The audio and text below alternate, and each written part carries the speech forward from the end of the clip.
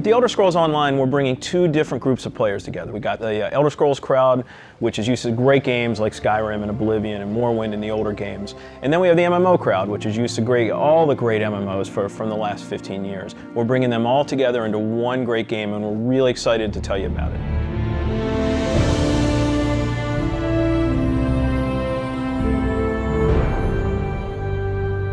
Elder Scrolls Online, everything you need to know about it is right in the name. It's Elder Scrolls, but it's online.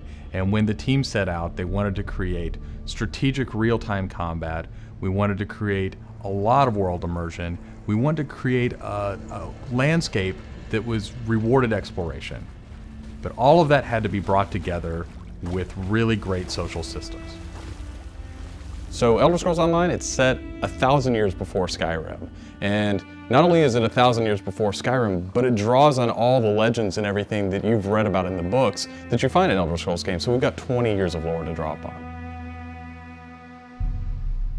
We made sure that Morrowind, Cyrodiil, and Skyrim feel like they do in Elder Scrolls 3, 4, and 5. The art style is right in line with those titles. Now you can explore all of Tamriel. You can return to places that you've seen before, and you can explore new places that you've never been.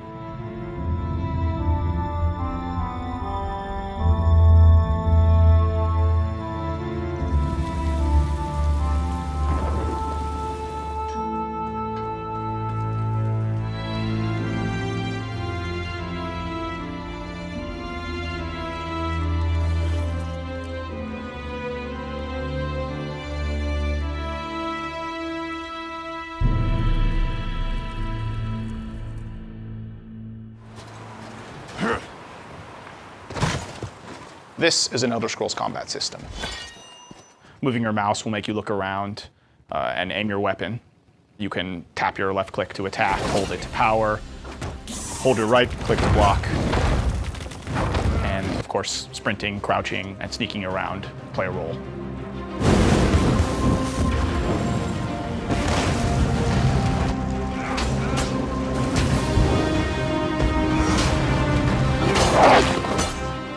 All of our characters are designed so that hundreds of them can be on screen at one time.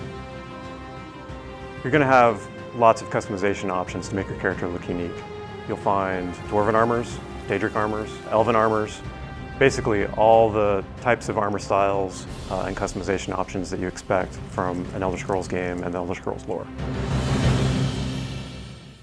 By far the worst experience of any online game is at its launch, when you're trying to find your friends, you can't find people, you create a character on one shard, and then you find out everyone else is on another shard, and you have to move. That experience is not good. So we are not going to have shards. We have a technology we call Mega Server, where all players are on one server. So all your friends are right there, you just create a character, you click play, and you go. The game is smart about where to put you. It puts you in game spaces with your friends, with your guildmates. It's a way to be connected with everyone, and the game figures out where to put you.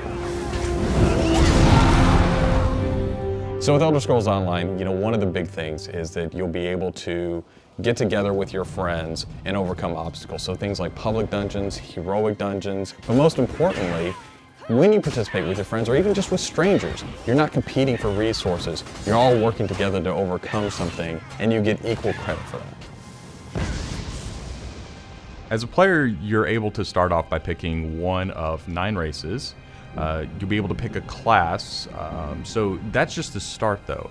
From there, all of the choices you make with quests, all of the choices you make in which abilities you choose, which weapons you use, which armor you use, really help make your character stand out in the world. The basis for the customization system in Elder Scrolls Online is that you can use whatever weapon or armor type you actually want to use.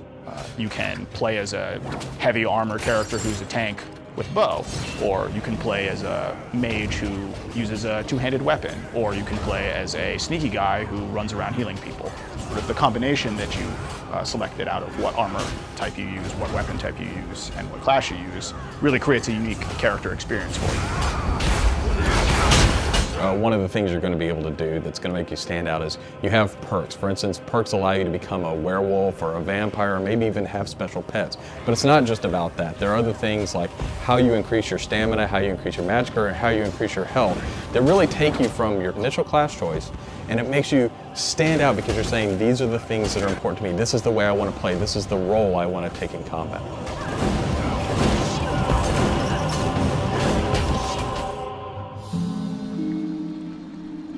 Questing in Elder Scrolls Online was built around a pretty simple concept, and that was that we wanted the player to explore. And we wanted, when the player explored, for them to be able to see something around a corner and say, oh, well, I was on this quest, but now I see something over there that's really interesting. And so they had this decision point of, which thing do I do next? And that's really where we want the player to go. It's not what do I do next, it's which one of these things do I do next. The way a player finds quests in our game is really through exploration. As they wander around the world, we have an on-screen compass, and that really points out the areas of opportunity or points of interest to the player. When the player finds a point of interest in the world, this is really where all of our story content is. And they're an opportunity for the player to make a change in the world. And a really good example of that is there's a werewolf invasion. When the player gets there, they fend off the werewolf invasion, they save the town, and every time you come back to that village, you'll be remembered and thanked by the villagers. The werewolves will be gone just like you would have in Oblivion as the hero of Clutch. Once you hit level 50, that's really where the game opens up. At this point, you're going into Cyrodiil to PvP, or you're deciding you want to go on a heroic raid with your guild and your friends, or maybe you might go into an adventure zone, which is our way of getting you into a zone where you can play solo, you can play with a small group, or you can play with a really large group to overcome obstacles.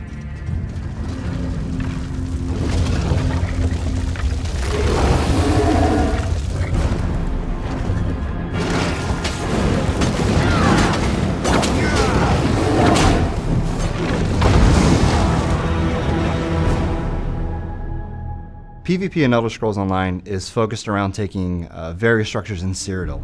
If you remember Cyrodiil from Oblivion, the space is very large, and that's a perfect setting for having three alliances fight each other. During this timeline, Imperial City is up for grabs, and there's no Emperor, so players are going to be fighting using trebuchets, catapults, all kinds of weaponry to take and hold keeps, structures, and resource fixtures around the keep to actually give the opportunity to crown one of themselves as an Emperor.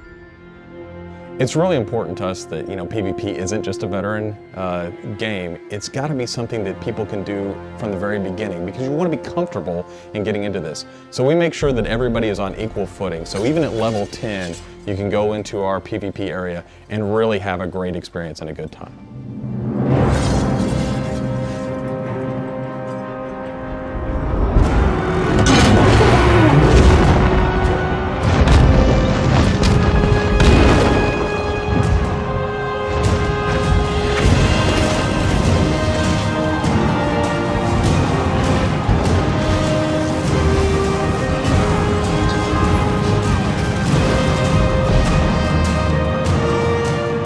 With a game the size of the Elder Scrolls Online, it's really hard to, in one demo, one presentation, one video, to list everything about the game.